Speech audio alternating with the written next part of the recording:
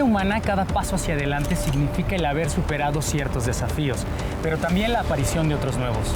Por ejemplo, los problemas de salud. Cada época tiene los suyos.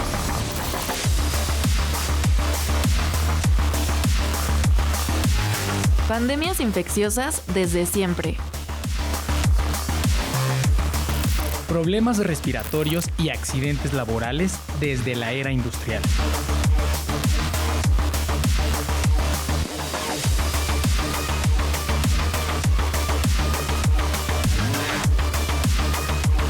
Enfermedades cardiovasculares y cáncer en la modernidad. En décadas recientes han aparecido las llamadas enfermedades tecnológicas o tecnopatías.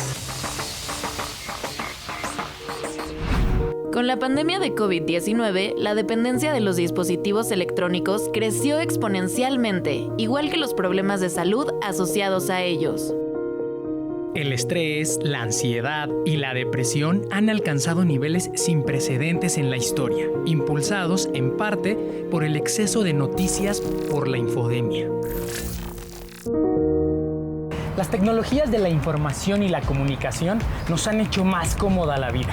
Pero aunque no son riesgosas en sí mismas, el uso inadecuado de estas herramientas, sobre todo el de las pantallas, está afectando nuestra salud física y mental.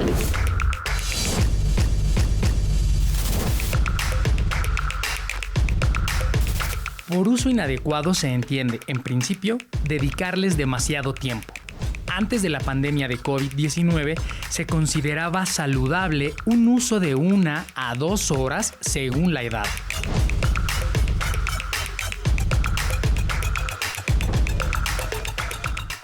Otros expertos son más estrictos. La OMS, por ejemplo, recomienda 0 pantallas durante el primer año de vida y para niños de 1 a 5 años, 1 hora diaria como máximo y solo de contenido educativo.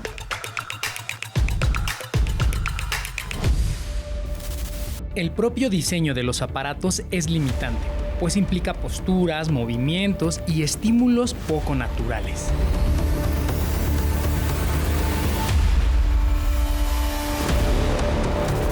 El brillo de las pantallas lastima los ojos. Los teclados pequeños nos orillan a repetir movimientos de rango reducido. Doblamos el cuello para leer en el celular o en las tabletas, nos encorvamos ante las computadoras o nos echamos para ver la televisión. Durante la pandemia de COVID-19, el mundo se ha visto obligado a usar intensivamente la tecnología digital para trabajar, entretenerse e informarse. Pero en un ecosistema donde las redes sociales facilitan que la ansiedad se disemine colectivamente, los estragos físicos no vienen solos.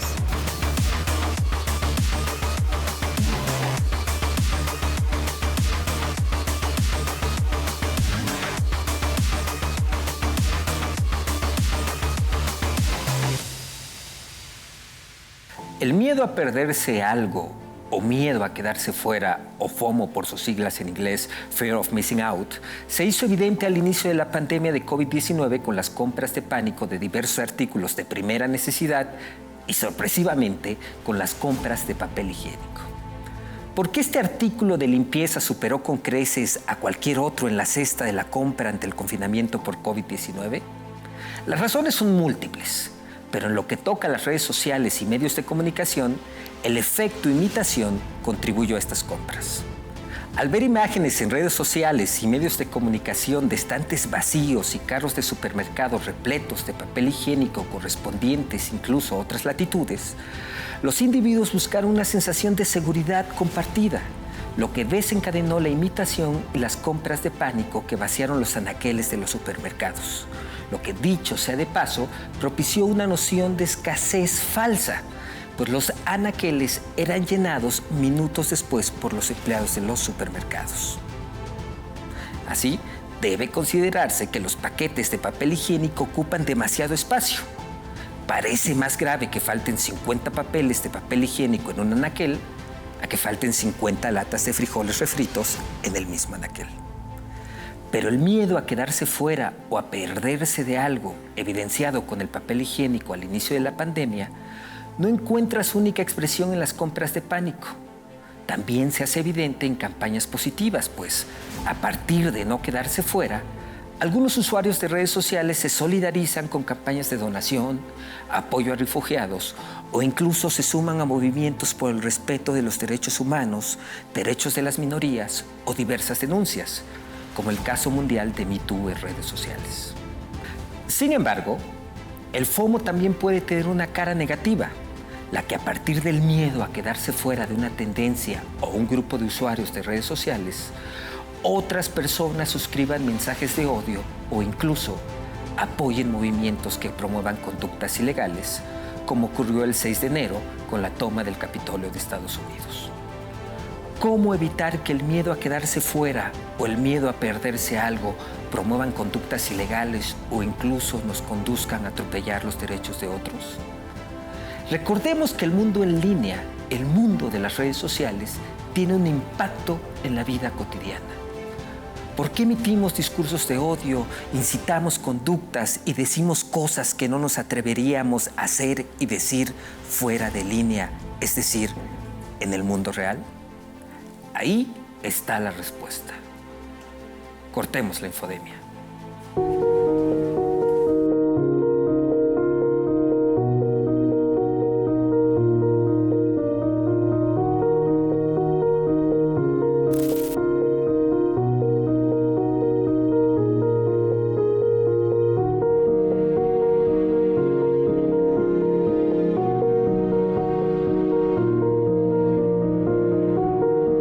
¿Han notado que ustedes o alguien que ustedes conocen se pone muy pero muy ansioso cuando se le acaba la batería del celular o se queda sin datos?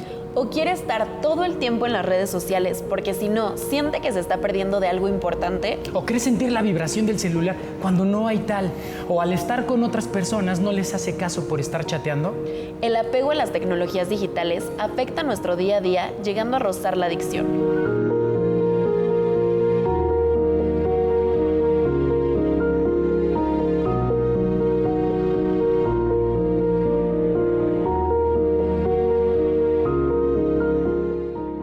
La llamada adicción a las tecnologías de la información y la comunicación es un tipo de adicción conductual que aparece cuando una persona genera una dependencia psicológica hacia un dispositivo tecnológico, explica un estudio de la Universidad Iberoamericana. Se manifiesta como adicción a Internet, a las redes sociales, a los celulares, a las aplicaciones o a los videojuegos.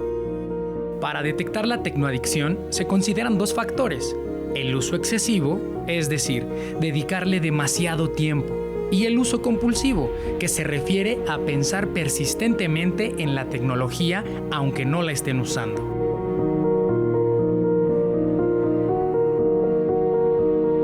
Las tecnoadicciones son un campo de estudio relativamente nuevo. De hecho, solo la adicción a los videojuegos ya es considerada oficialmente un trastorno mental. Pero el exceso de ciertas noticias y lo que le hacen a nuestra mente se empezó a estudiar desde que la televisión reinaba en los hogares.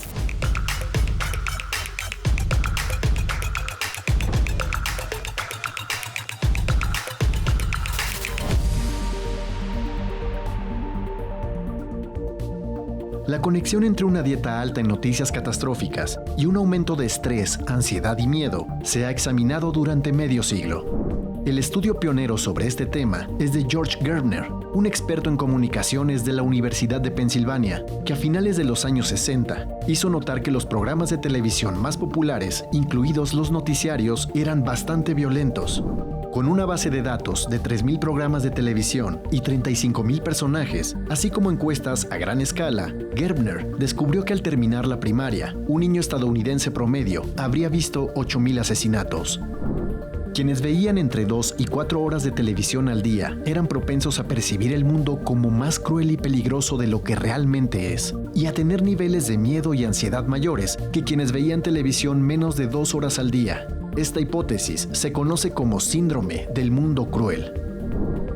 Según Gerbner, la exposición crónica a las narrativas de la televisión, entre ellas las noticias catastróficas, contribuye al cultivo de cierta paranoia, ya que las personas sean más manipulables o acepten soluciones simplistas o de mano dura. Gerbner fue cuestionado por ignorar otras variables, como el hecho de que hay gente proclive a la negatividad.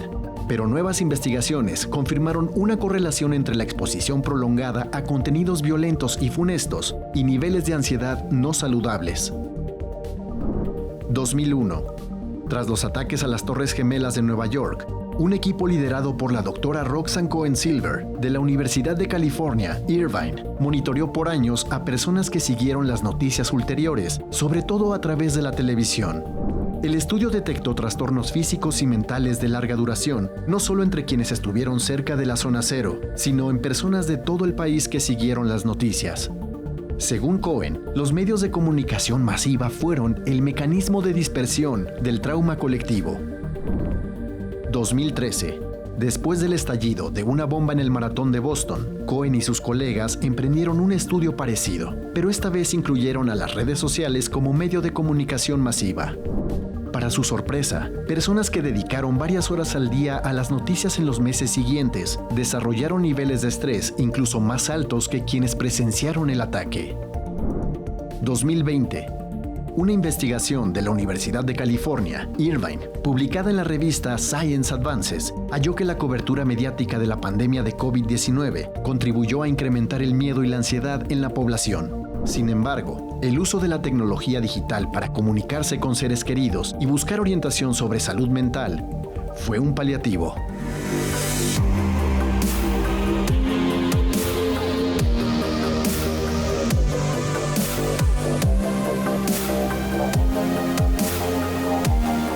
A fines de 2020, en su reporte Palabra del Año, el diccionario Oxford se vio obligado a incluir numerosas palabras que surgieron o se popularizaron debido a la pandemia de COVID-19.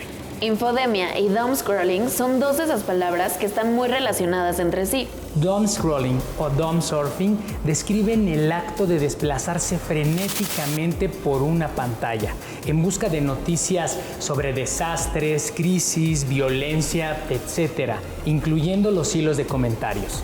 Esta práctica se había detectado desde hace años acompañada de la infodemia, pero en los primeros meses de la pandemia COVID-19 se disparó. El confinamiento, la incertidumbre y el cierre de los servicios de atención a la salud mental fueron el cóctel perfecto. La infodemia y el doomscrolling profundizaron la ansiedad, el miedo y la depresión en todo el mundo.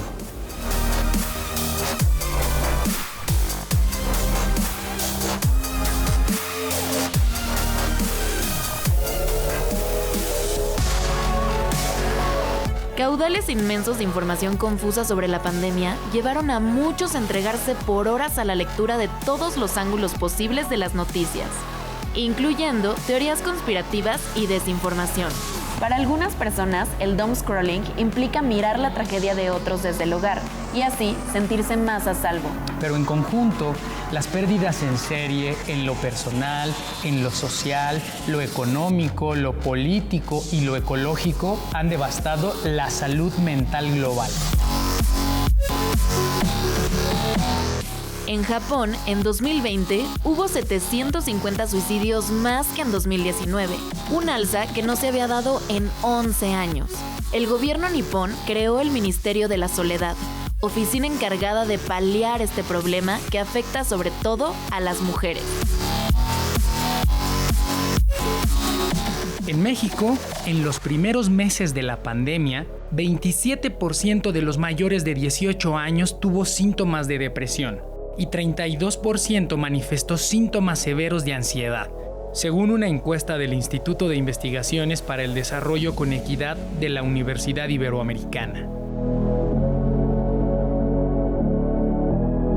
También, de acuerdo con informes de la Subsecretaría de Derechos Humanos de la Secretaría de Gobernación, en 2020 se suicidaron en México 1,100 niños y niñas, una cifra inédita. Esta conducta creció 37% en niños entre 10 y 14 años, y entre las niñas de esa misma edad, el aumento fue del 12% respecto al año anterior. Durante el primer semestre de 2021 en México, se iniciaron 129.020 carpetas de investigación por violencia familiar, lo que representa un incremento del 24% respecto al 2020. De las víctimas por lesiones, más del 80% fueron niñas y mujeres adolescentes. La OMS considera que el daño a la salud mental causado por la pandemia es mayor que el que dejó la Segunda Guerra Mundial y que sus efectos serán duraderos.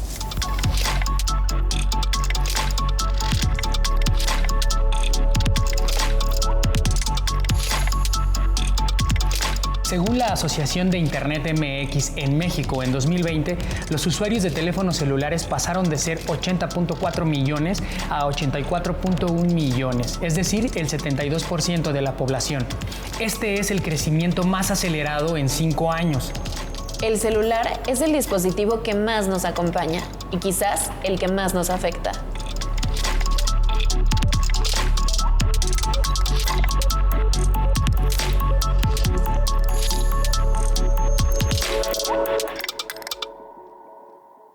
Aunque la pandemia provocada por la COVID-19 es una crisis de salud física, también es una crisis de salud mental. Durante la emergencia, las personas tienen miedo a infectarse, morir y perder a familiares. La desinformación sobre el virus, las medidas de prevención, así como la incertidumbre sobre el futuro han sido importantes fuentes de angustia adicional. Recordemos que esta es la primera pandemia de la historia en la que se emplean a gran escala la tecnología y las redes sociales para ayudar a las personas a mantenerse informadas, productivas y conectadas. Pero al mismo tiempo, la tecnología ha amplificado una infodemia que sigue minando la respuesta mundial y la salud mental de las personas. La información errónea y falsa incrementa la estigmatización, polariza el debate público, da alas al discurso de odio y potencia el riesgo de conflicto. Por ello se han tomado diversas acciones desde las Naciones Unidas para combatir la infodemia y promover la salud física y mental de las personas. En marzo de 2020, los Estados miembros de la Organización Mundial de la Salud aprobaron una resolución en la que se reconoce que gestionar la infodemia es una parte crucial del control de la pandemia. En abril de 2020, el secretario general de la ONU, Antonio Guterres, puso en marcha la iniciativa de comunicación Verify, con el fin de combatir la difusión de la información falsa y errónea. Además, diversas agencias de la ONU y otras organizaciones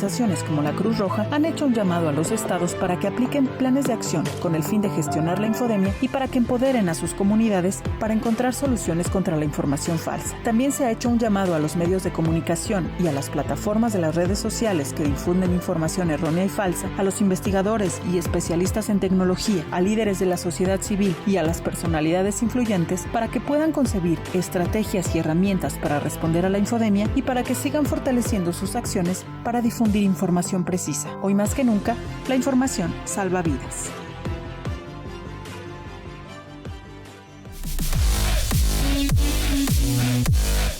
En una realidad plagada de pantallas, vale la pena enterarnos de cómo funcionan los estímulos adictivos.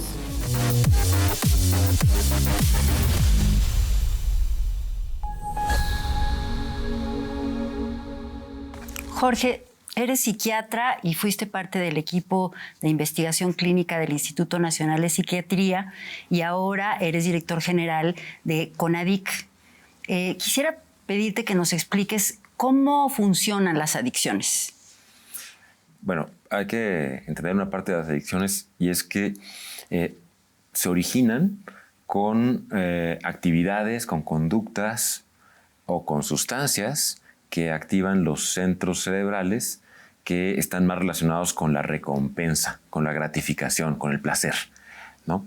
Y tiene mucho que ver cuando estas actividades o estas sustancias acaban siendo muy relevantes para una persona.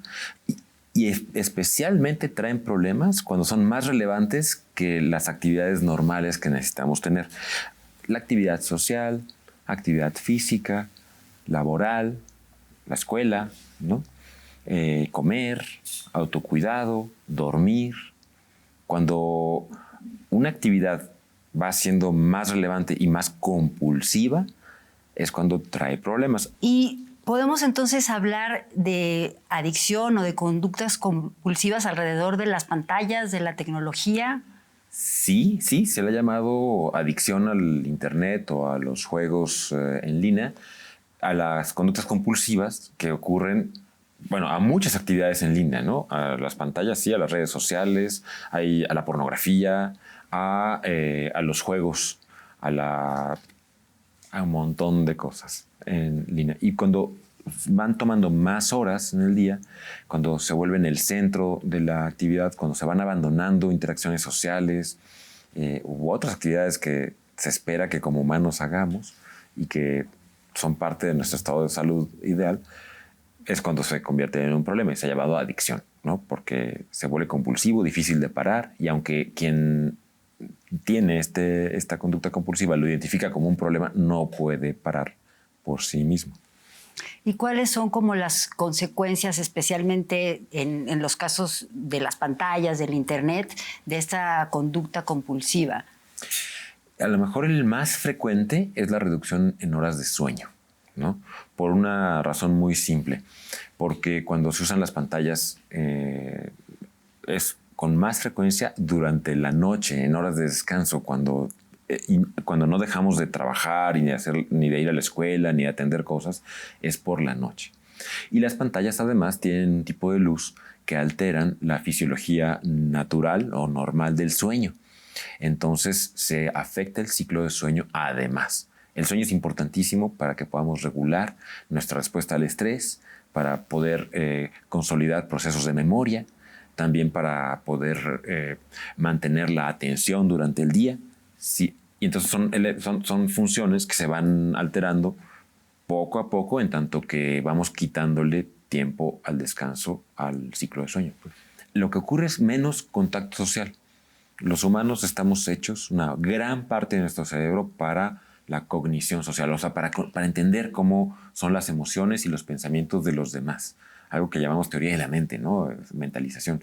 Y es fundamental para nosotros en el mundo humano.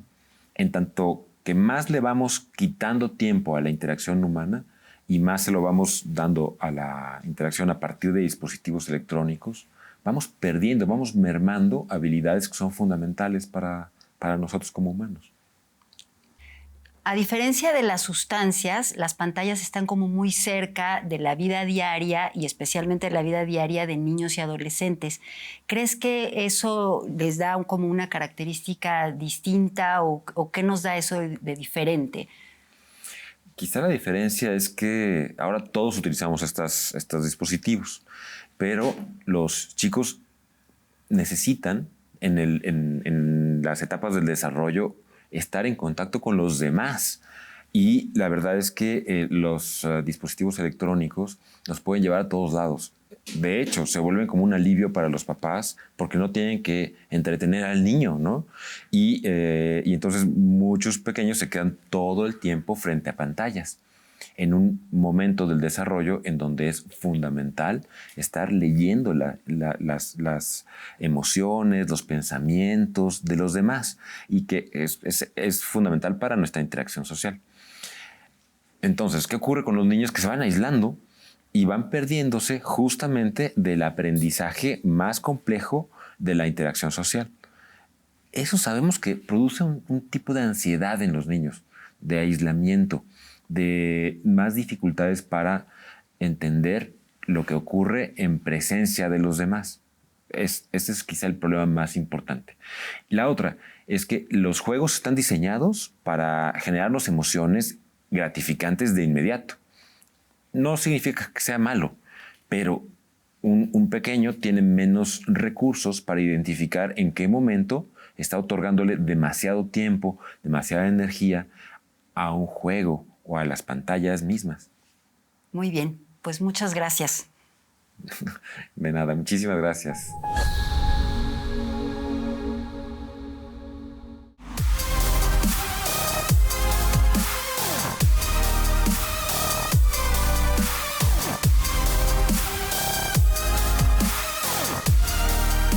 Nuestra salud mental y física es, en principio, una responsabilidad individual. Depende de cada uno de nosotros el uso que le damos a la tecnología y la relación que establecemos con nuestros dispositivos. La paradoja es, o hacemos de los dispositivos una herramienta útil para comunicarnos y facilitar nuestra vida, o hacemos un uso excesivo que puede alterar nuestra salud mental y física. Los dispositivos electrónicos pueden extender nuestras capacidades, ampliar nuestros horizontes o pueden aislarnos y provocar enfermedades físicas y mentales.